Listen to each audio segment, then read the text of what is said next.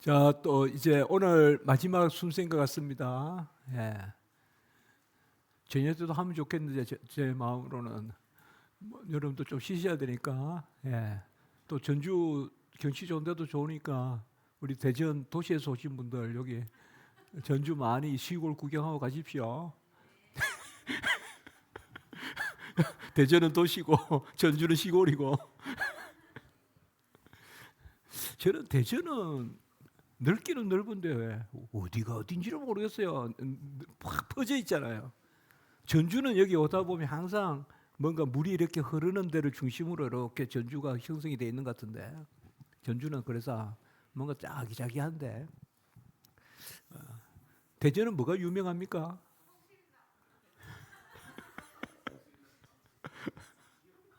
우리 집 애가 대전에 친구가 있어요. 예, 그러니까 걔가 맨날 성신다 빵을 보내요. 그러니까 뭐 요새 더 유명해졌다고. 뭐, 뭐 유네스코 오른 건 아니죠. 예. 오죽 자랑할 게 없으면 빵집을 자랑합니까? 그래. 예. 자, 이제 오늘 마지막 한 시간 더 하는 뭐 넉넉히 시간이 있고 또 이렇게 나누고 하면 좋겠습니다.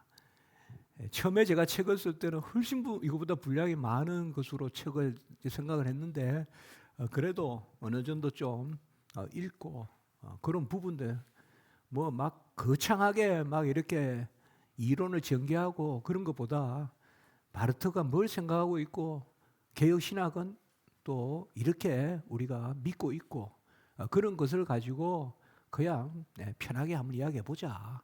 그렇게 이제 이 책을 썼습니다. 그래서 아마 집에 가셔서 나중에 조금 더 이렇게 숙독해 보시면 많은 부분이 이해가 될 겁니다. 분명히 바르트 신학은 많은 영향을 미친 건 사실입니다. 주관주의, 실존주의, 또 상대화, 세속화, 또 에큐메니칼 이런 여러 부분들, 포스트 모더니티 이게 모든 게 다 열려지니까. 그러나 바르트 신학이 목회적으로 혹은 설교적으로 큰 감동을 일으키고 감화를 일으키는 흔적은 별로 없습니다. 그러니까 바르트 학자의 어떤 바르트 신학이 그건 없습니다. 우리가 예컨대 칼빈 신학이다 이러면 그 칼빈의 말씀이 뭐 어떻게 돼서 뭐 목회적으로 뭐 교회가 이렇게 뭔가 그 연결이 되는데요. 그래서 기본적으로 바르트 신학은 내재적이고 사변적입니다. 그리고 바르트 신학은 철학적이고 그리고 신인 합력 그런 개념이고 그런 것이 바르트 신학이에요. 그러니까 여러 것들을 내가 말하려고 하니까 길어지는 거예요. 바르트 신학은. 자, 삼위일체 부분입니다. 바르트의 삼위일체. 제가 제목을 바르트의 양태론적 삼위일체론이라고 했는데 사실 바르트의 삼위일체론은 뭐라고 규정하기가 어려울 만큼 전무후무한 바르트만의 어떤 삼위일체론 전개라고 저는 봐요. 그래서 어떻게 보면 이거는 양태론적이라고도 볼 수 없을 만큼 극단적이에요. 한마디로 계시일변도예요. 계시일변도. 그래서 극단적 단일신론이라고도 봐도 돼요. 제가 봤을 때는 뭐 이렇게 하면 야단 나겠지만은 바르트 학자들에게는. 그래서 삼위일체 하나님의 자기 계시 거기에 밑에서 둘째 줄 291페이지에 하나님의 말씀은 하나님을 삼위일체로서 계시한다는 점에서 삼위일체 하나님의 계시고 하나님의 말씀이 계시인 것은 계시의 주체와 객체가 삼위일체 하나님이시기 때문이고 계시는 하나님의 말씀이기 때문에 삼위일체 하나님을 계시하고 자 당장 하나님이 하나님에게 말하고 하나님이 하나님에게 말해서 하나님을 드러내고 즉 하나님의 말씀은 삼위일체 하나님의 계시로서 삼위일체 하나님에 대한 계시고 바르트는 하나님의 말씀의 계시성을 다루는 신학의 서론에서 계시의 주체와 객체로서의 하나님의 삼위일체성을 논하는 바 그 표지에서 다음과 같이 말한다. 자, 누군가가 칼 바르트에게 삼위일체론이 어디 나옵니까? 이라면 어디 나오는지도 모르게 지나가요. 벌써 했습니다. 이렇게 이야기한다고요. 그게 계시론이에요. 그러니까 계시론에서 칼 바르트는 삼위일체론을 이야기하는 거예요. 이걸 외에 더 할 말이 뭐가 있냐 이거예요. 칼 바르트는. 그러면서 정의하는 거예요. 그래서 그 밑에 인용한 부분, 하나님의 말씀은 그의 계시 가운데 하나님 자신이다.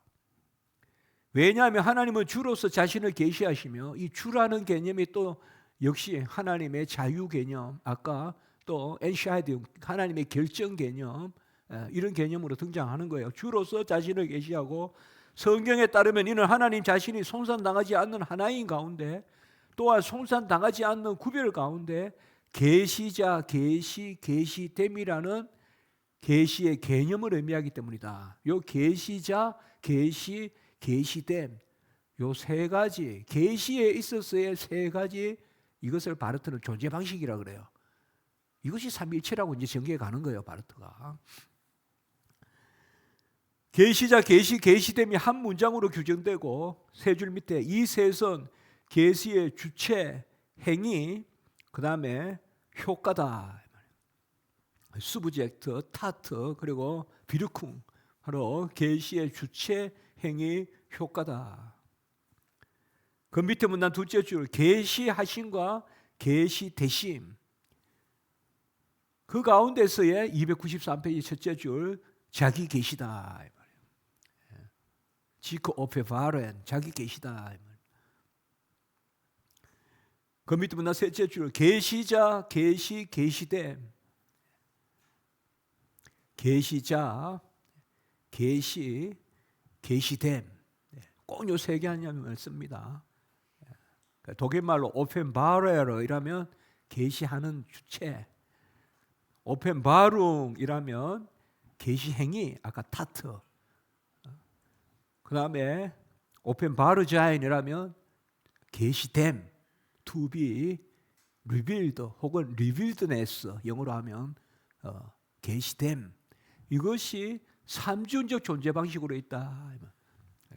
threefold way of being, 그러니까 삼중적 존재 방식으로 계시 사건이 일어난다는 거예요. 밑에서 둘째 줄 293 성경과 선포가 하나님의 말씀이라면 언제나 하나님의 말씀이 되어야 한다. 이거는 이미 우리가 아까 조금 맛을 봤어요. 변적법을 이야기할 때. 이다가 아니라 되다다. 베르덴, 되다다. 294페이지에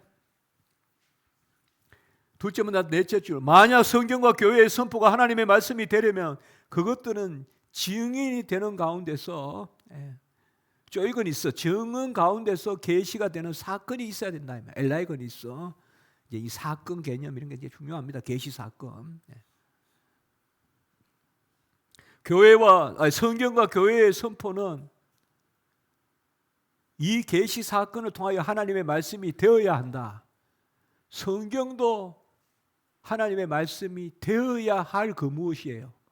성경이 하나님 말씀이다가 아니라 설교도 하나님의 말씀이 되어야 할 그 무엇이에요? 하나님의 말씀을 그냥 전하는 것이 아니라. 그래서 성경과 교회의 선포가 하나님의 말씀이 되어야 될 그 무엇으로서 있어야 되는 그게 계시 사건의 모습들이에요. 그래서 계시는 하나님의 말씀이 될 필요가 없다. 계시는 하나님의 말씀이 될 필요가 없다. 계시는 그런 계시 사건을 통한 의미이기 때문에 하나님의 말씀의 본래적 자존적 존재의 충만함이 계시 안에 머물고 살고 있기 때문이다.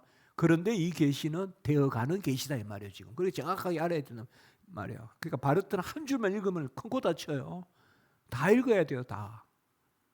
그래야 바르트가 변증법적으로 뭘 이야기하는 걸 볼 수가 있다 이 말이에요. 문 교수님 바르트가 이쪽에서 이렇게 말하는데요. 안 돼요. 절대로 그렇게 해서는.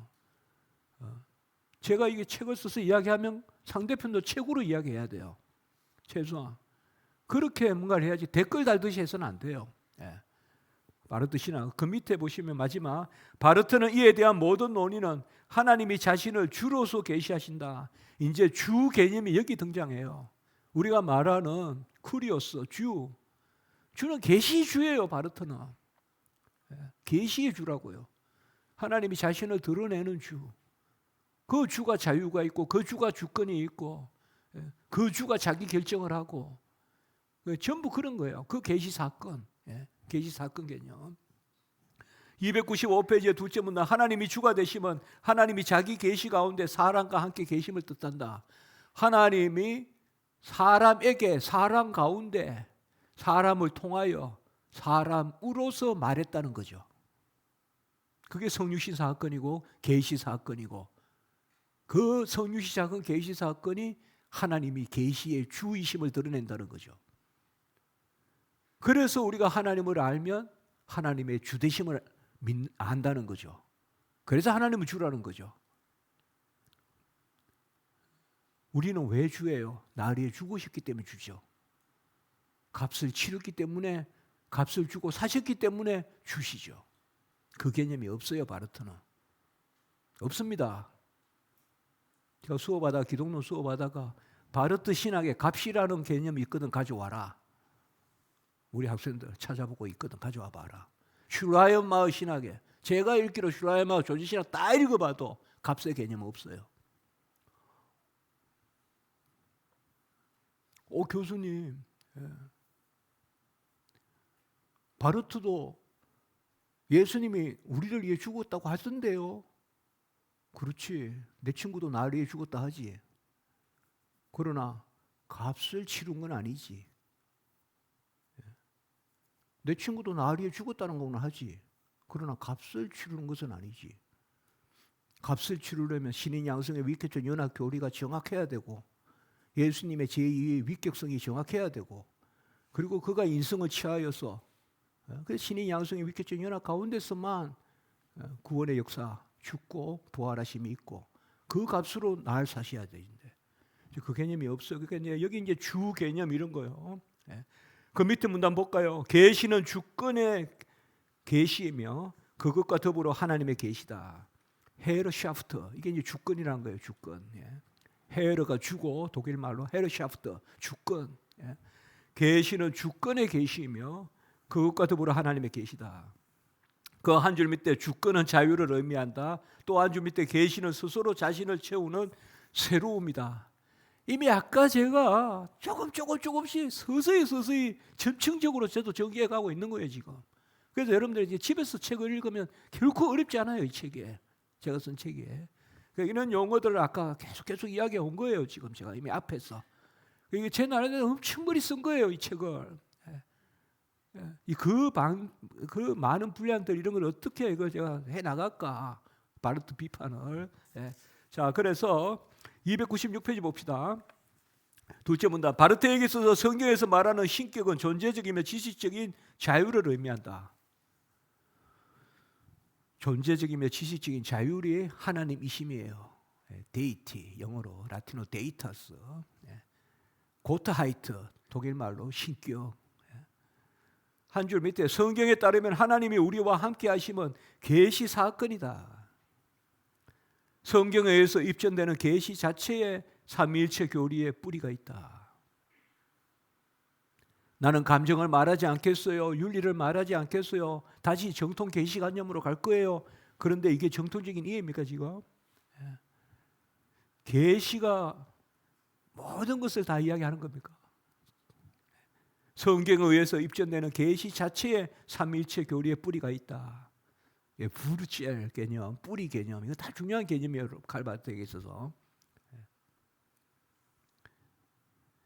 그 밑에 문단 6째 줄 바르트에 따르면 하나님의 신격에 대해서는 계시 사건으로서 계시되는 계시로서만 하나님이 우리와 함께 하심으로서만 말할 수 있고 인격의 세심은 계시 사건에 있어서의 새 양상으로만 말할 수 있다.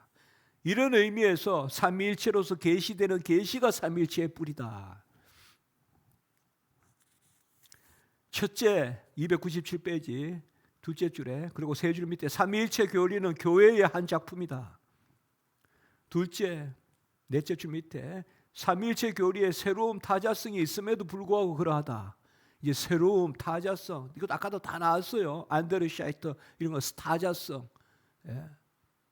타자성이 뭡니까? 바로 그렇다가 아니라 나와 그가 상호작용하는 나와 너의 관계로서의 타자성이란 말이에요. 이런 타자성, 이것이 하나님 안에서 일어나는 타자성. 그래서 새 인격이다 이렇게 접근한단 말이에요. 계시에. 예. 그러니까 인격인데 인격성은 없다 이렇게 간다고요. 이제 이런 거 봅시다. 바르트가 이야기하니까. 예. 299페이지에 제가 주라는 개념 아까 이야기했습니다만 4-1.2에 하나님이 자신을 주로서 계시하신다. 고트 오펜바르트 지크 알스 데르 하에르 이런 말은 상당히 중요합니다. 칼바르트 신학에. 하나님이 자신을 주로서 계시하신다. 그 밑에 문단 성경에 있어서 계시는 사람들에게 분여된 본성산 사람들에게 드러날 수 없으신 하나님의 자기 드러내심이다.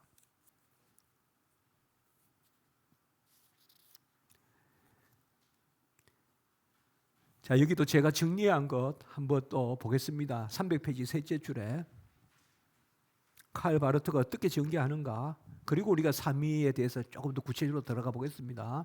셋째 줄에 그는 사람에게 구체적인 역사적 사건 가운데 의미를 지니신다. 임마누엘, 하나님이 우리와 함께 계신다. 이것이 자기 드러내심이다. 다시 말하지만 저는 임마누엘이 곧 뭐예요? 의의 증거예요. 예수님이 의를 내 것 삼아 주시는 게 임마누엘이라고요. 근데 여기는 그냥 계시 사건이에요. 제가 학생들에게 계속 이야기하는 거예요. 의의 증거가 그리스도와 연합이다. 그래서 예수님의 임마누엘이 성취다. 그의 의를 내 것 삼아 주시면 그 자신을 주심이기 때문에. 그러나 바르트는 그렇지 않단 말이에요. 임마누엘, 하나님이 우리와 함께 계신다. 이것이 자기 드러내심이다. 드러내심 자체가 함께 계심이라는 거예요. 그 자체로. 어떤 경우도 성경에서 하나님은 형상을 지니신다. 그가 형상을 취하심, 그의 자기 드러내심이다. 하나님이 계시 가운데 자기 드러내심을 통하여 자기 자신의 다른 자아를 지니시는 것은 불가능하지 않다. 그것은 사건이다. 하나님의 자기 자아는 하나님 안에 있는 새로운 것, 하나님의 자기 자신으로부터의 구별, 숨어있는 첫 번째 존재 방식은 종속되지 않지만 그것과 구별되는 다른 존재 방식 가운데 있는 존재, 우리를 위하여 존재하는 존재 방식 가운데 있는 존재, 숨어 계신 하나님 자신이 아닌 어떤 것의 형상 가운데 자신을 계시하시는 하나님이다. 하나님은 동일하게 머무시면서 자기 자신과 다르게 될 자유를 지니신다. 그러니 그 자유가 주권이다. 계속 아까 제가 프라이 하이트 썼잖아요. 여기에 하나님의 결정, 자유 이런 개념들. 그리고 두 줄 밑에 자성은 하나님의 자기 계시에 있어서의 주권이다. 하나님의 아들이심은 하나님이 또 다른 존재로서, 그 존재는 타자로서 아들의 존재를 설정하는 거죠. 계시 사건에 있어서요. 그런 개념으로 바르트는 이야기합니다.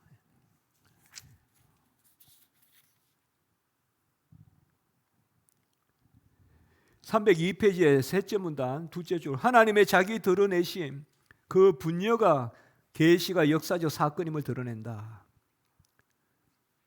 이 분여라는 개념이 또 중요합니다. 하나님의 나누어 주심, 분여. 305페이지에 제가 금방 말씀드리다 말았는데요. 둘째 줄에 보시면 305페이지에 드러남, 감춤, 분여, 이게 삼위일체라는 거예요. 이렇게 접근하는 거예요. 형상, 자유, 역사성, 부활절, 성금요일, 오순절, 성자, 성부, 성령 이렇게 유비되는 거예요. 유비되는 거, 이렇게 이제 삼위일체를 증언하는 거예요. 그리고 삼위일체 하나님이 계시다라고 말하지 않아요. 네 줄 밑에 삼중적 추론이다 이거예요. 미루어서 그러려니 하는 거다 이 말이에요. 미루어서 그러려니 하는 것이다.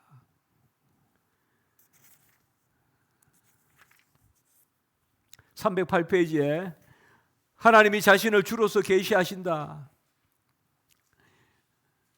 그 여섯째 줄 밑에 감추심, 드러나심, 분여, 여기에 성부, 성자, 성녀라는 거예요. 성령이라는 거예요.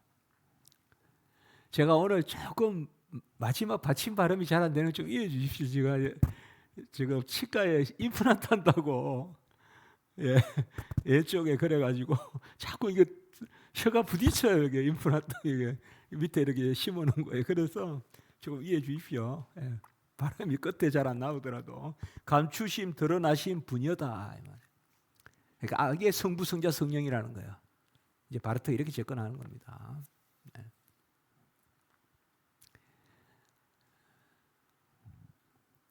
아까 크리시스 있었죠. 예. 제가 그 뭐 말도 안 되는 비유지만 그냥 우리가 달을 보면 부대끼잖아요. 야, 달을 아예 모르면 모르는데 안다 그러면 부대끼잖아요. 저 달이 어떻게 생겼을까? 예? 그게 이제 크리시스인 거예요. 예? 앞에 거는 보여요. 드러냄. 뒤에 거는 안 보여요. 감춤. 예? 그런데 안다라고 해요. 그게 분여 개념이에요. 바르트에게서 주어지는 거예요. 분여가 성령의 역사예요. 작용이에요. 예? 계시자, 계시행위, 계시작용. 예? 오펜바르에르, 계시자, 그 다음에 타트, 계시행위, 오펜바르자인, 독일말로 계시됨. 이게 성부, 성자, 성령이라는 거예요, 이게. 예? 나에게 계시됨. 이게 성부, 성자, 성령이라는 거예요. 뭔가 이 사건 안에 세 가지 양상, 하나님의 사건인데, 하나님의 자유인데, 그 하나님의 그 사건을 우리가 존재의 유비로 미루어 따져서 알려고 하면 세 가지 방식이 또 그 안에 존재하고 있다는 거죠. 우리가 뭔가를 안다는 거. 그때 삼위일체 개념이 등장하는 거예요. 바르트에게는. 그때 삼위일체가 등장하는 거예요. 성부, 성자, 성령이. 그러니까 존재적 삼위일체, 경륜적 삼위일체 이 개념 없어요. 바르트에게는. 계시에 있어서의 세 가지 존재 방식으로 삼위일체. 이로써 삼위일체의 작용이 있고 이로써 존재를 유추하는 거예요. 미루어 짐작하는 거란 말이에요. 그것이 칼 바르트 신학이에요. 자, 310페이지에 둘째 문단, 바르트는 하나님이 계시의 주가 되신 것 함께 성경에 다양하게 기록된 표적들이 하나님의 삼위일체임을 입증한다.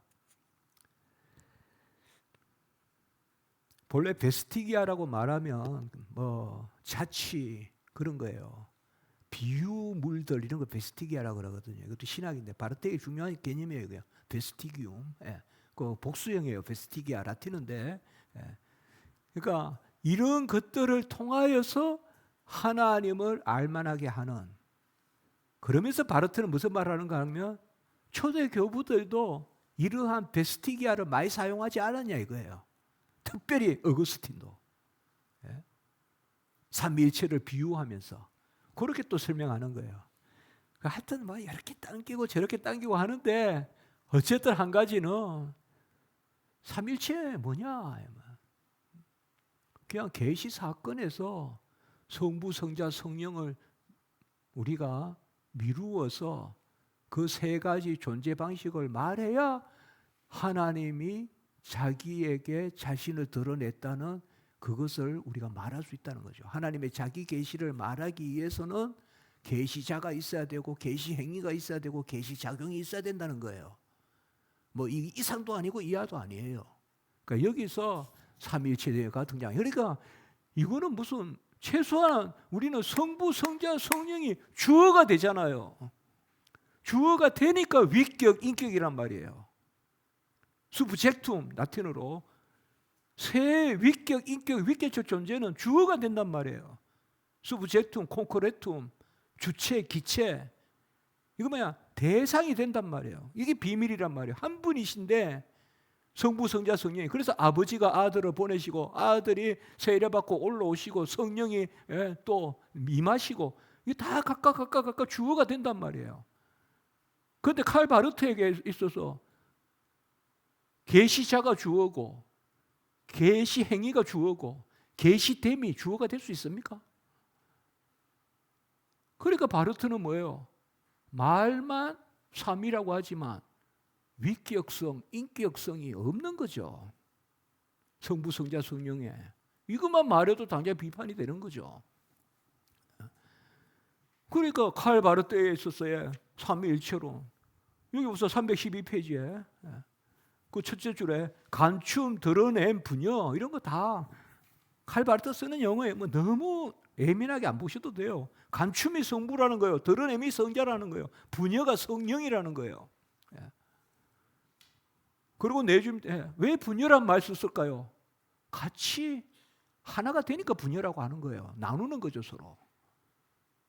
하나님의 결정과 우리 결정 가운데 계시, 지식에 대한 알에 대한 그런 것들이 일어나는 거죠. 그래서 믿음도 결단이다 이야기했잖아요. 아까. 그래서 네 줄 밑에 단일한 삼중적 소리다. 이게 삼위일체를 설명할 수 있는 겁니까? 이게 아까 비스티기암 이게 표적입니까? 단일한 삼중적 소리다. 뭔가 우웅 하는데 보니까 쇳소리도 들려 있고 새소리도 들리고 무슨 물소리도 들리면 삼위일체입니까?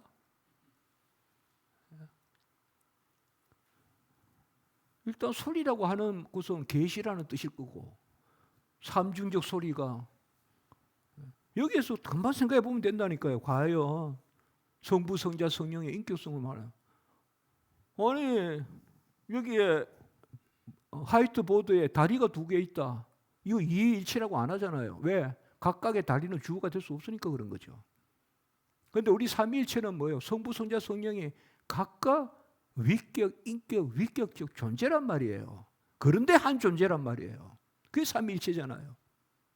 이러한 위격성, 인격성, 위격적 존재성을 계시 사건의 새 방식에 우리가 부여할 수 있냐 이 말이에요.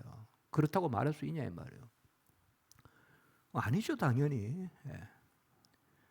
그래서 게팅겐 교회학에도 보면 312페이지의 마지막 줄 게팅겐 교회학에 보면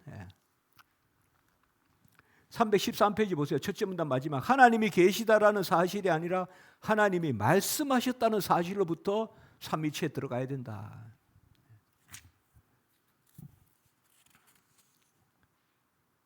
(315페이지에) 보시면 셋째 줄 바르트의 노법에 따르면 하나님은 한 하나님이실 뿐이고 한 하나님의 계시와 하나님에 대한 계시가 세 번 반복해서 이제 바르트는 삼중적 반복이라 그래요. reiteration 영어로 하면 반복. 삼중적 반복이 삼위일체라는 거예요. 그것이 단위신론적이며 양태론적이다.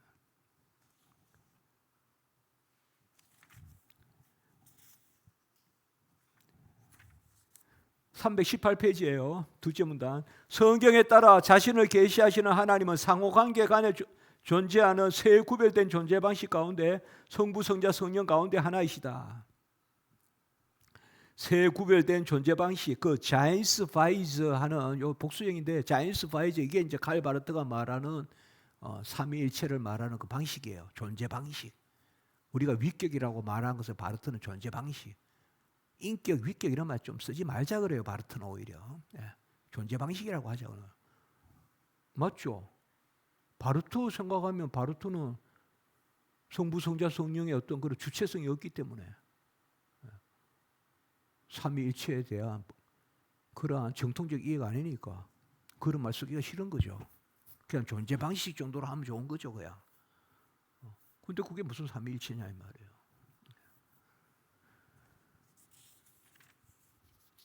(320페이지에) 바르트는 우리가 오늘 하나님의 인격성을 말할 때 그것은 주로 단순성을 의미하는데 그친다고 지적한다. 세 줄 밑에 교회의 삼위일체 교리에서 사용하는 인격이라는 단어는 인격성이라는 단어와 직접 관계되지 않는다. 하나님 안에 새 인격성은 없다. 네 줄 밑에 한신적 나에 대한 삼중성을 말한다.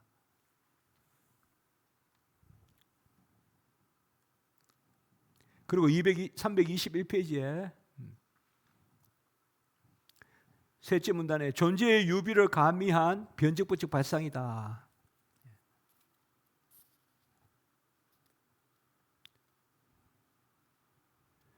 (322페이지예요) 둘째 문단 한 10줄 밑에 바르트는 이를 새 존재 방식이라고 표현함이 적절하며 인격이라는 말은 가급적 피해야 한다고 말한다. 인격이라는 말은 사람의 격이라는 게 아니고요. 우리가 알다시피 삼위일체의 성부, 성자, 성령을 칭할 때 쓰는 단어잖아요. 위격, 인격, 위격적 존재 다 같은 단어죠. person 영어로 말하면 substance, person, 그다음에 히포스타시스, 그다음에 subsistentia, 이 세 단어는 우리가 성부, 성자, 성령을 칭할 때 쓰는 약속된 단어라고요. 근데 바르트는 그런 단어 쓰지 말자라고 이야기해요.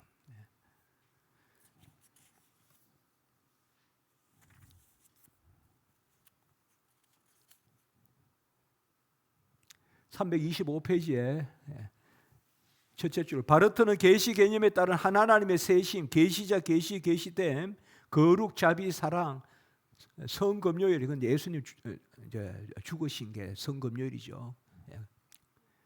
부활절, 오순절, 창조자, 하해자, 구속자, 이런 것을 각각 삼위일체에 아까 바르트의 말로 하면 어떤 표상이나 베스티기아로 봐요. 그런 어떤 표적으로 봐요, 이런 것을. 그리고 네 줄 밑에 줄 잘 치시기 바랍니다. 존재론적으로 다루어서는 안 된다, 이 말. 삼위일체 존재를 이야기하자면 우리는 존재적 삼위일체라잖아요. 성부, 성자, 성령은 한 분 가운데 쇠위격이다. 이 존재적 삼위일체라잖아요. 그렇게 다루어서는 안 된다라고 이야기해요. 바르트는 정통적인 삼위의 존재 방식의 차이는, 이 부분은 제가 말하지 않겠습니다.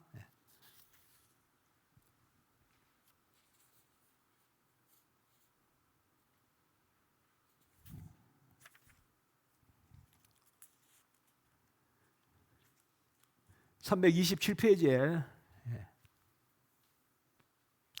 일단 326페이지 둘째 문단, 바르트는 삼위의 관계에 착안해서, 뭐 관계라는 말 자체가 나쁜 건 아니죠. 성부와 성자의 관계. 근데 그가 말하는 관계가 무슨 의미인가, 그런 게 중요하죠. 관계란 말을 가장 많이 쓰는 사람은 어구스틴이거든요. 성부, 성자, 성령의 렐라티오, 관계. 그러나 바르트가 말하는 관계는 327페이지에 가보십시오. 첫째 줄에 바르트는 삼위의 구별을 존재론적으로 접근해서는 안 된다고 하면서 성부, 성자, 성령의 특정한 발생적 관계들에만 중화점을 두는데 내재적 삼위일체와 견유적 삼위일체가 자리할 곳이 없게 된다. 이제 계시 사건에 있어서의 발생적인 관계예요. 서로 간의 관계. 아까 계시자, 계시행위, 그 다음에 계시됨, 이런 거.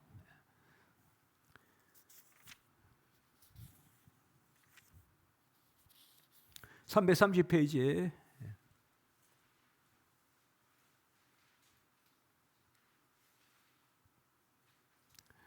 둘째 줄에 4-2-4예요. 항상 되어가는 한 분이신, 존재하는 한 분의 하나임을 말하기 때문에 셋이 하나임을 뜻하는 드라이 아인하이트보다, 이 독일 말입니다. 셋이 하나됨을 뜻하는 드라이애니카이트가 더 적절하다. 이게 뭐야 하면 좀 더 일반 명사로 표현하는 것보다 동명사적으로 하느니 분사적으로 하는 게 맞다, 이 말이에요. 되어감을 이야기하는 게 맞다.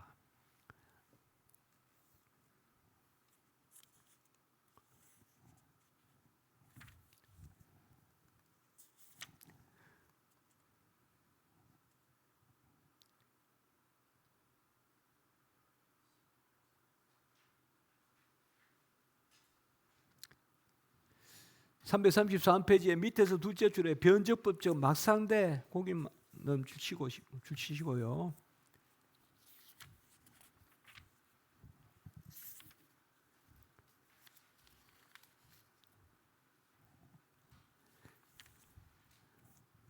신학적 논쟁은 제가 넘어가겠습니다. 334페이지부터는 제가 344페이지까지는 바르트의 교회 교의학에서 어떻게 이것을 전개했는가 그 이야기를 했습니다. 그러니까 이거 넘어가고요. 348페이지에 보시면 바르트 삼위일체 교리의 비정통성, 이 부분은 여러분들께서 조금 편하게 읽으시면 돼요. 넘어가시면 돼요. 이 부분은 넘어가라는 게 아니라 제가 여기서는 이제 뭐냐 하면 바르트 학자들의 군이 있어요.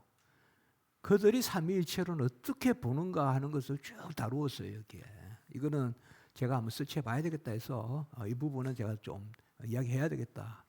그래서 이거 나중에는 제가 귀하게 다뤄야 됩니다. 군톤이나 토렌스나 TF 토렌스나 다뤄야 되는데 여기서는 넘어가겠습니다. 자, 바로 378페이지에 가보세요. 자, 성부 하나님.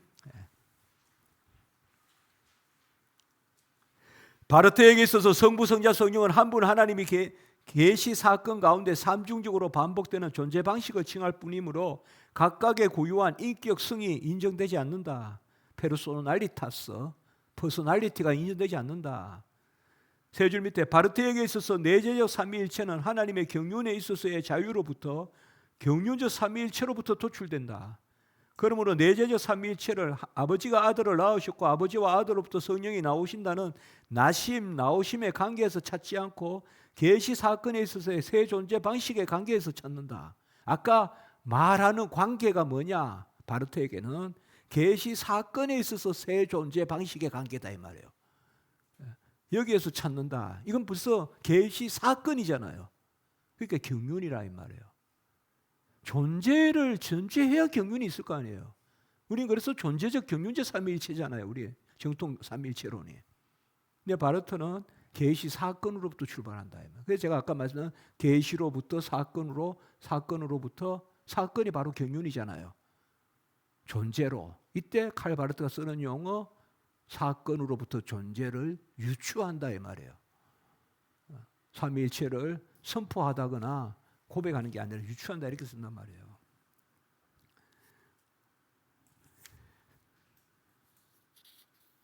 (380페이지에) 셋째 문단 바르트에 따르면 예수가 계시하시는 분은 사람의 존재의 끝인 사람의 죽음 가운데 절대적으로 아버지로서 계시되는데 이제 아버지는 아들의 아버지로서 계시되는데 그 아들은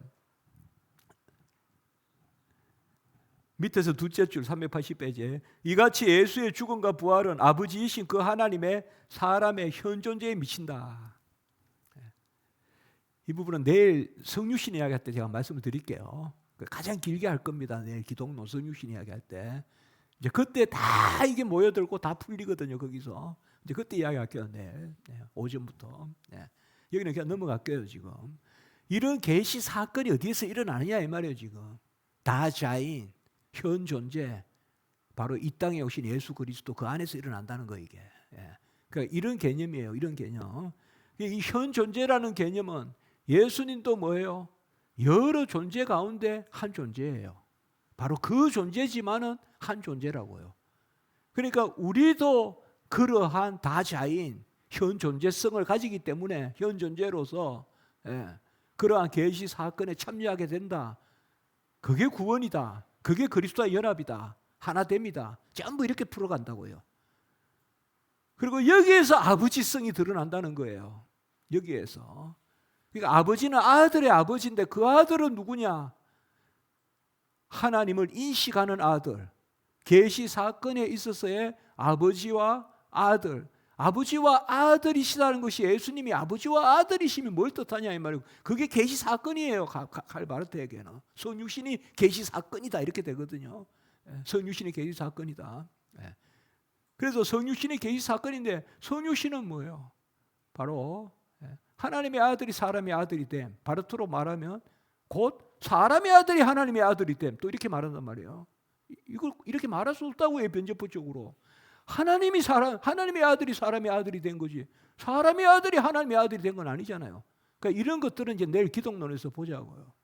그러니까 여기에서는 지금 이렇게 설명을 위해서는 제가 먼저 읽지만은 예수의 죽음과 부활은 아버지이신 그 하나님의 사람의 현 존재에 미친다.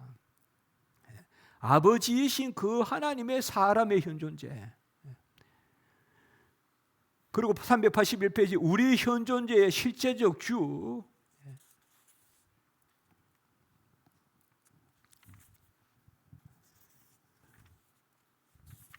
383페이지에 영원한 아버지 보겠습니다.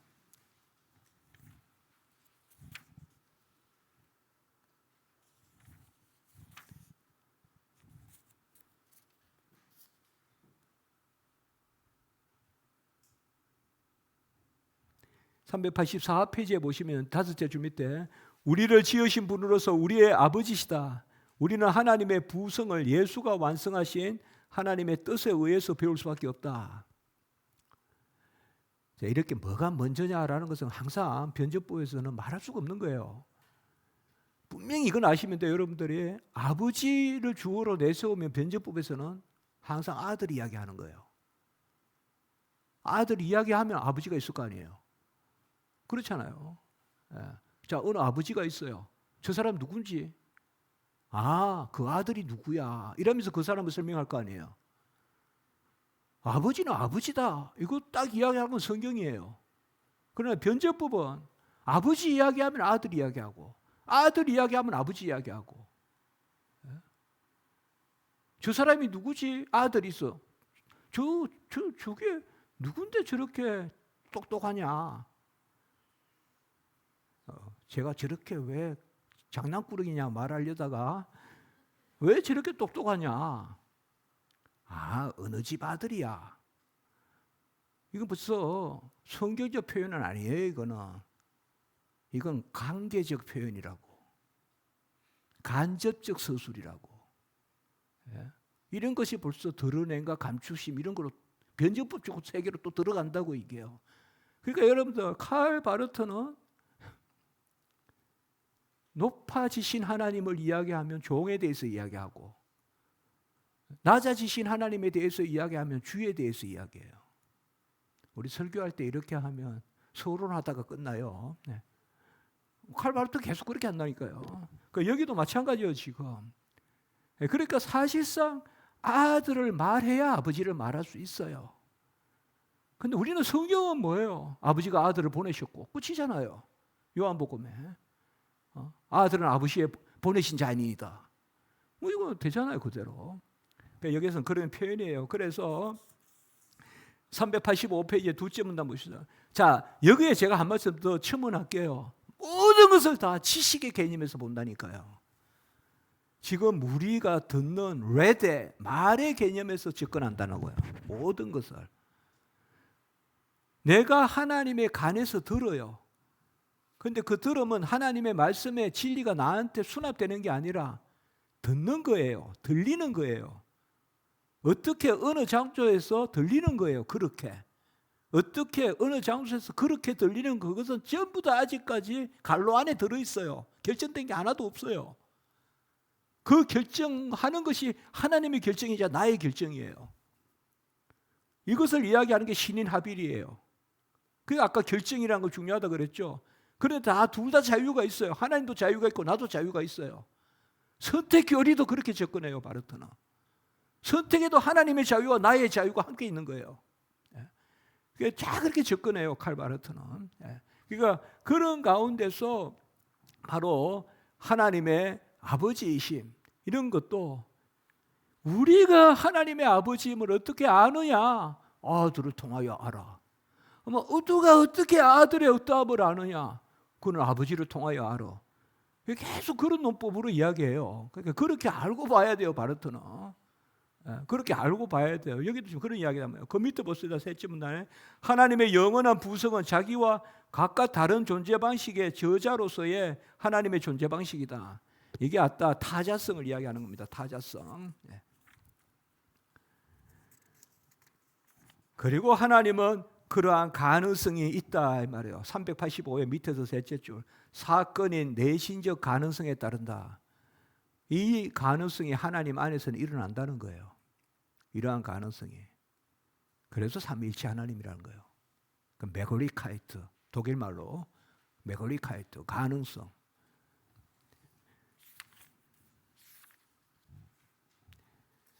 (749페이지에) 셋째 문단의 셋째 줄 이 관계 그것만 줄칩시다. 줄치고 이런 데 보시면 되겠습니다.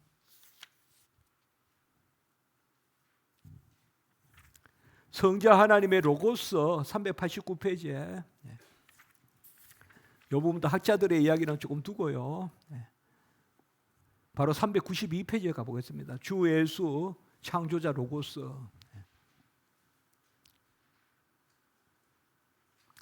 첫째, 주는 구약 때부터 하나님이다. 초대교회 사람들은 나사렛 예수를 통하여 하나님이 말씀하셨음 하나님의 로고스 주 계시와 마주되게 되었다. 어쨌든 뭐 자주 말씀을 안 드려도 그냥 주 이러면 계시 주라고 했죠 제가. 자신을 드러내신 주. 393페이지에 셋째 문단.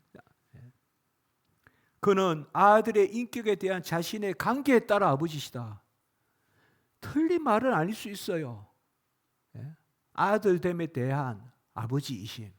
그러나 바르트가 말한 아들의 인격에 대한 자신의 관계는 계시 사건으로서의 관계예요. 계시 사건으로서의. 그렇게 주목하고 우리가 읽어야 된단 말이에요. 그래서 왼쪽에 구약 때부터 하나님을 드러내는 거, 말씀하셨다는 데우스 딕싯, 하나님이 말씀하셨다는 그 하나님으로서의 주 이렇게 접근한단 말이에요. 계시 사건의 주로서의 하나님의 말씀의 사건으로서의 주로서의 하나님. 그래서 하나님은 구약 때도 말씀하셨고 신약 때도 말씀하셨다. 그래서 주시다. 이렇게 접근한다고요. 둘째 394페이지예요. 다섯째 줄 밑에 계시된 하나님은 계시하시는 하나님이시다. 그가 로고스시다. 그러니까 우리가 성자 로고스 하니까 로고스가 뭐냐 이거야. 말씀 아니냐 이거예요. 말씀이 뭐냐 이거. 계시 아니냐 이거죠.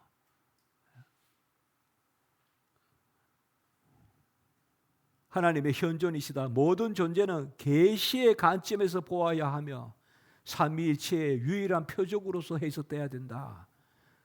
계시 사건 그게 유일한 표적이다. 아까 제가 베스티미기움 라틴어로 중요하다 그랬죠. 칼바르트 신학의 표적 개념.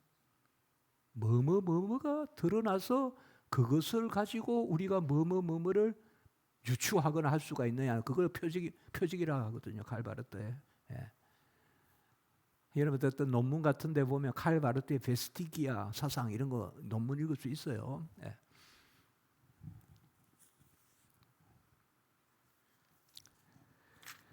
자, 그 정도 우리가 하고 396페이지에 셋째 문단에 마지막 무태 문단. 우리는 기독교 신앙이 만남이란 점에서 시작한다.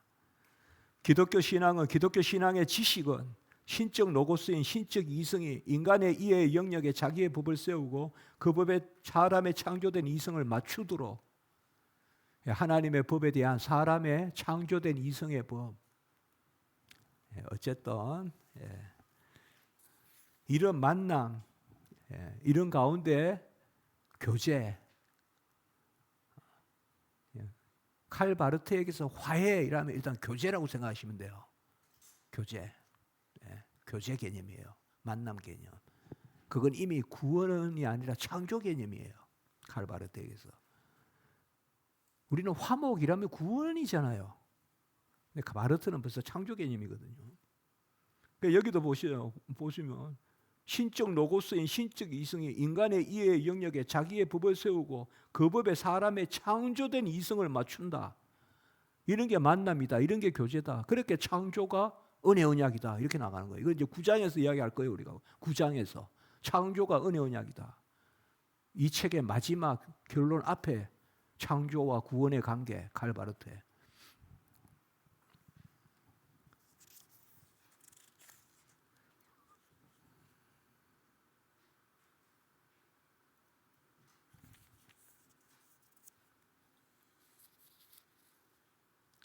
(398페이지에) 셋째 문단. 이 신학의 중심은 행위의 말씀 혹은 말씀의 행위이다.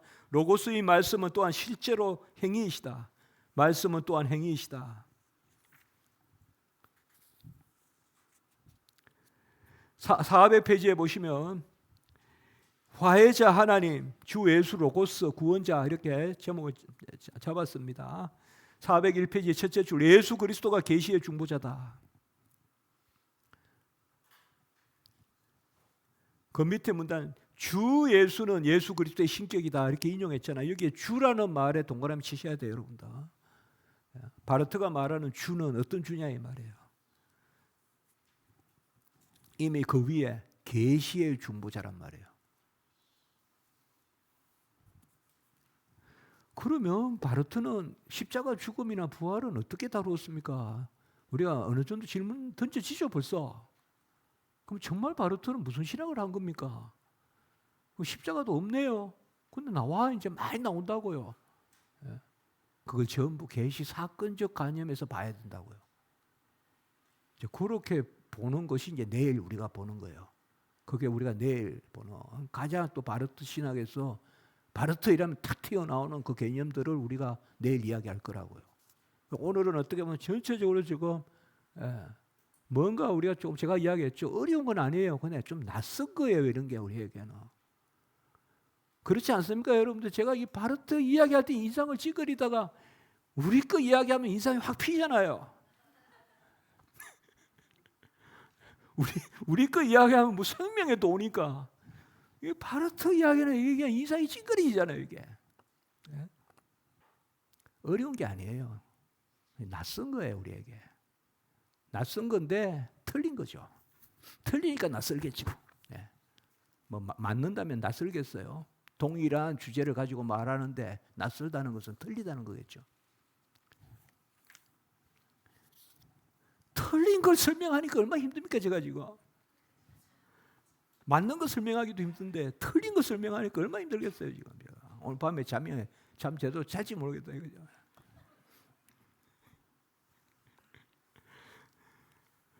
제가 아까 우리 대전신학교 학생이 지금 모시떡을 주가지고 감사하다고 자꾸 이렇게 제가 표현하는 거예요 제가. 402페이지 첫째 줄, 바르트는 성자의 신격을 인격이라고 부르지만 인격성을 부인하는 양태로적 입장을 취한다. 404페이지에 화해의 특점이라고 하는데 둘째 문단에 이 번역은 조금 낯설 수도 있어요. 특점이란 말 참 이거 번역하기 어려웠어요. 어프로프리아치오인데 기독론에서는 이거 귀속이라고 할 때 쓰는 단어예요. 우리가 쓰는 신성과 인성의 고유한 것이 신성에 따라 인성에 따라 예수님의 연약하심은 인성에 따라 돌려진다. 기속. 또 예수님의 전능하심은 신성에 따라 돌려진다. 기속. 근데 칼 바르트가 말한 어프로프리아치오는 각각 그것이 어디에 돌려지는가 하는, 그래서 제가 신앙 용어로서 기독론 우리가 정통적으로 쓰는 용어로서 기속과는 다르기 때문에 정통 기독론에 그래서 저는 특점 정도로 그냥 번역했어요. 특별히 이것은 어디에 점하고 있다. 그래서 좀 번역이 좀 그래도 특점이라고 제가 번역했어요. 화해의 특점은 뭐냐? 세 줄 밑에 계시된 아들은 아들로서 계시된 계시로서 인격이라 칭해지긴 하지만 인격성이 없다 이 말이에요. 그 아들은 자기를 드러내심에 있어서조차 자기 계시에 있어서조차 주체가 아니시다. 잘 아셔야 됩니다. 앞으로 예수님이 주체가 아니라 예수님 안에 있는 하나님이 주체예요. 이거는 완전히 지금 전혀 신학을 딴 데로 끌고 간다고요. 이거예요 지금. 삼위일체의 정통적인 성부, 성자, 성령의 위격, 인격, 위격의 존재를 인정하지 않고 세 가지 존재 방식으로 보기 때문에 주체성을 말할 수가 없어요. 칼 바르트는. 주체는 그냥 하나님이에요. 하나님이 사람 안에 계시다 이란 말이에요. God was in Christ. 이제 칼 바르트예요. 그리스도 안에 하나님이 계셨다 이거죠. 그러니까 이제 내일 이게 중요한 주제인 거예요 이게. 과연 중보자 예수 그리스도의 위계적 연합의 주체는 누구냐? 상당히 중요하단 말이에요. 성자예요. 성자가 주체예요. 성자가 성육신하신 거예요. 삼위일체 하나님이 성육신한 게 아니라고요. 그거는 인화가 돼요. 인화, 신화 이렇게 된다고요. 지금 칼 바르트는 이게 인화로 가는 거예요. 이게 지금 그 이야기예요. 지금 이런 이제 내일 중요하게 나와요. 지금 성자가 우리는 나오잖아요. 말씀이 로고스 사르크스 에게네토, 말씀이 육신이 대사잖아요. 말씀이 주어잖아요. 근데 칼 바르트는 성부, 성자, 성령 위격성, 인격성을 인정하지 않기 때문에 성육신에 있어서의 예수 그리스도의 십자가 죽음이든 뭐 모든 그 사건의 주체는 그냥 하나님이에요. 우리는 성자라고요. 성자. 그 성자를 아버지가 보내시고 성자가 성부도 아니고 성령도 아니고 성자만이 성육신 하셨단 말이에요. 근데 칼 바르트는 하나님, 삼위일체 하나님이 성육신 하셨다가 되는 거예요. 이러면 뭐예요? 신인 섞여버리는 거예요. 신인이 혼합된다고요. 이런 것을 우리가 내일 보겠습니다. 근데 여기에서 이야기를 해야 됩니다. 그래서 405페이지에 셋째 문단, 넘어서 그 위로 나아가는 존재의 유비를 감명한 실제적 그러한 유비답. 406페이지의 셋째 줄, 계시의 내용과 계시자의 인격은 하나이다. 그 밑에 계시자의 인격은 예수 그리스도의 인격이다. 이 말 쓰면 안 돼요. 성부의 인격은 성자의 인격이라고 하면 안 돼요.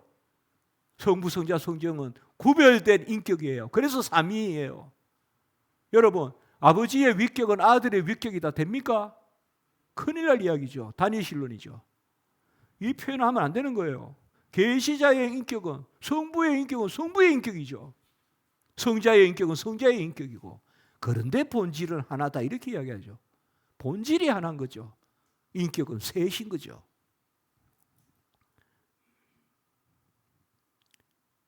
그 밑에 보세요. 예수는 아버지의 계시시고 아버지의 계시는 예수이다. 정확히 이 이다로 말미암아 그는 아버지의 아들 혹은 아버지의 말씀이다. 여기에서 인격의 구별을 말하지 않는 거예요. 그러면서 세 가지 존재 방식을 말하면서 그게 자기 삼위일체인 거예요. 그래서 이런 삼위일체는 기독교 교리사에서 찾아볼 수가 없어요. 그냥 바르트식의 삼위일체인 거예요. 그냥 바르트식의 삼위일체인 거예요. 그냥 계시 사건을 내세워가지고 이야기하는.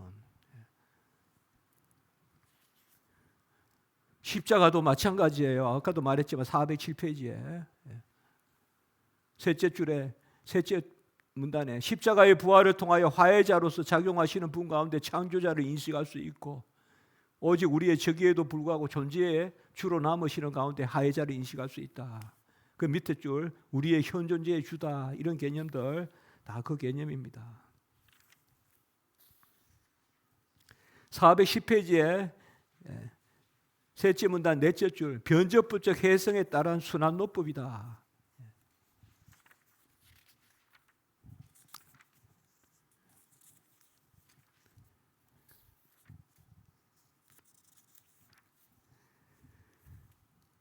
오늘은 여기까지 하겠습니다.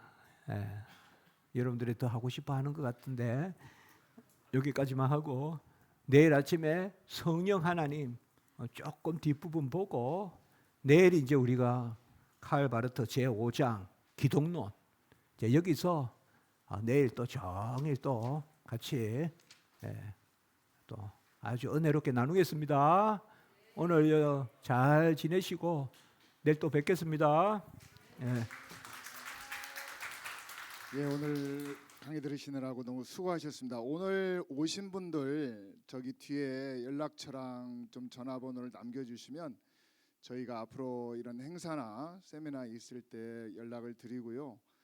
또 더불어서 교수님께서 저기 쓰신 기독론이라든지 기독교 강요, 또 30주제로 풀어쓴 기독교 강요 등등 생명의 말씀사에서 출판된 책을 저희 칼빈하우스에 연락을 주시면 할인된 가격으로 30% 할인된 가격으로 저희가 공급을 해드릴 수 있으니까요. 많이 연락 주시기 바랍니다.